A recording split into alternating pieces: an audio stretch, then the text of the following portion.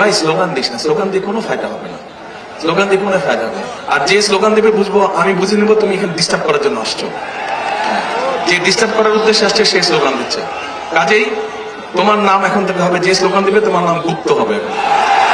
এখন আমাদের লক্ষ্য হচ্ছে, আমাদের উদ্দেশ্য হচ্ছে জনগণের ভাগ্যের পরিবর্তন করা, যাতে জনগণ যদি এখন 10% ভালো থাকে, যাতে আমরা ওটাকে 20% করতে পারি।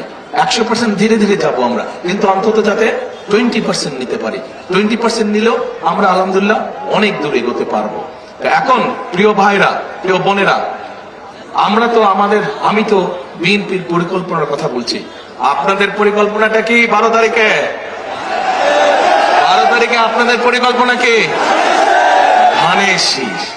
ধানের শীষকে জয়যুক্ত করতে হবে। এই যে গুপ্ত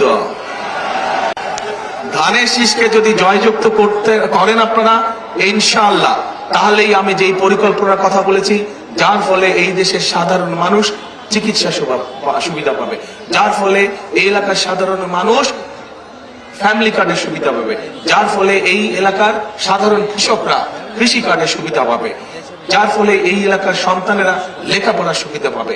এবং ধীরে ধীরে, রাতারাতি তো সবকিছু হবে না। আমার হয়েছে জ্বর, বুঝছেন, জ্বর হয়েছে, ঘুরতে ঘুরতে জ্বর ঠান্ডা লেগে গেছে, ডাক্তার আমাকে অ্যান্টিবায়োটিক দিয়েছে 7 দিনে। এখন 7 দিন লাগবে ভালো হইতে, এই সামান্য জ্বর ভালো হইতে লাগবে 7 দিন। এত বড় দেশ, এত ফ্যামিলি কার্ড, এত কৃষক কার্ড, এত মানুষের চাকরি ব্যবস্থা করা, একটু তো সময় লাগবে না? একদিন হবে না। সেই জন্য আমাদেরকে ধৈর্য ধরতে হবে।